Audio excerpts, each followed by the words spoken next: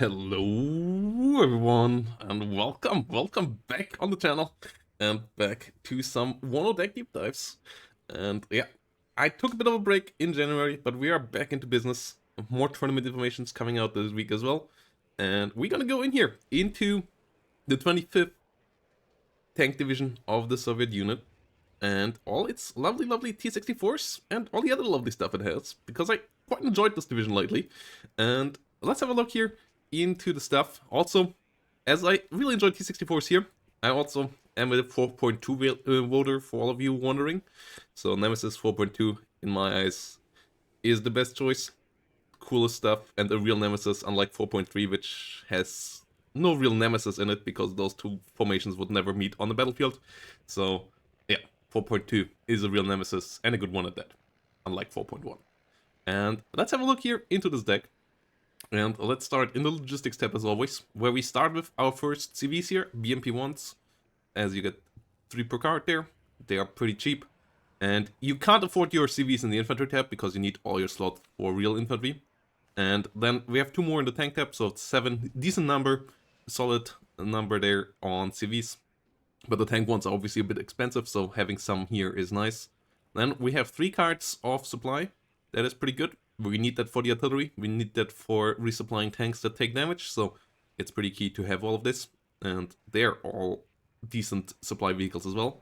Infantry tab, we're gonna go with some cheap holding the side units in Gus here with the Pulmachiki and the Saperi. And then we're gonna go with some elite infantry, with some elite BMP2s as well, which buffs up the BMP2 quite nicely as well, in rate of fire, in accuracy for the Conquerors and so on.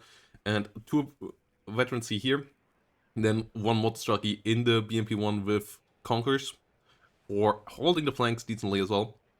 So the BMP2 ones are the elite units here, making the infantry a lot better, making the vehicle a lot better here with the extra veterancy.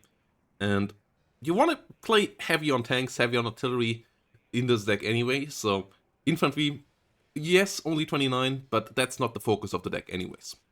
Artillery, for example, as I said, is a focus. The Master S is a fantastic little gun, and if you spot enemies, you can kill them off real quickly with 2 of these already, and if you get 4, you can finish off everything, including tanks, quite nicely. So, Masters here, pretty strong. The Grud, quite nice as well. I like the Master more than the Hyacinth, even though the Hyacinth has a bit more range, but the Master, which also means a slight bit better accuracy, but the Master has the better survivability. The 50 cal can be nice in a pinch as well. The direct fire capability as well, if there's a light APC with a 20mm or so trying to run by, that can help out getting these things to survive, or helicopter flying by, then that can help out as well. So that's why I take the Master. Smoke on it is nice too. Tank tab, obviously T-64 galore. You don't have anything else to choose from. And we go with a couple of really high vet units here. The T-64Bs ones and the T-64BVs here. Because 22 tanks is still more than enough. These are not cheap tanks for the most part. The 1 card of OBR 83 is important, because that gives you a nice mid-tier tank. Lower range, but it has smoke, that is pretty important here, and the penetration and the rate of fire of it is still great, so this is a fantastic vehicle. And the other T-64s are all pretty solid as well. Not the most efficient tanks, but they do their job, and when you get them with good veterancy, they do their job pretty well. Like these T-64 BVs with faster aim time on the Agonas and really good accuracy are quite nice. Veterancy not as important as on NATO tanks, on Soviet tanks usually, because they don't get rate of fire and they don't lose rate of fire by stress, but for the accuracy it's still worthwhile here. 70% accuracy on these guys is still pretty amazing. Recon tab is more T-64s, that's so you have 24 T-64s, so you really don't need the last card here. And then we have some more infantry here with the Modredredka with BMP2s coming forward, so that gets you up to 12 BMP2s to support all of that. Redvedgas to run around the side, and a Mi-24K for the opener to help out. The Schmel is a good unit as well, but I feel like you just can't afford it. You need the other units a bit more. Though I like drones by now a lot, but as I said, I just feel like you can't quite afford it in this slot-wise.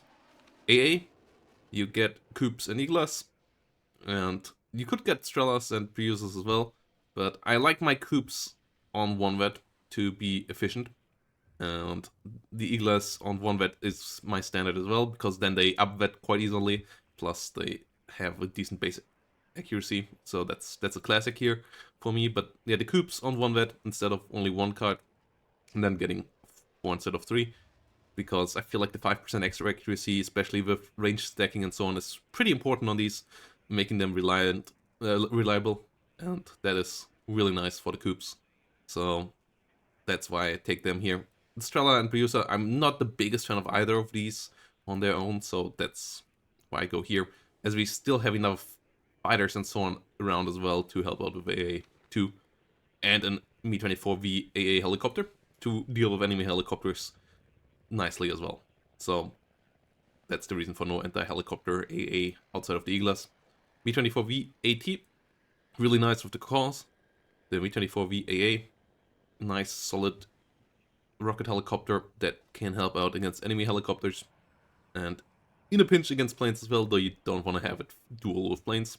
But the helicopters here are all pretty strong, and the Cocon's amazing nowadays, so having 2 Cocon helicopters here, really important. And then we come to the air tab, where we get a lot of good fighters. You could get up to 8 fighters. I feel like 6 are more than enough, as all of them are solid fighters.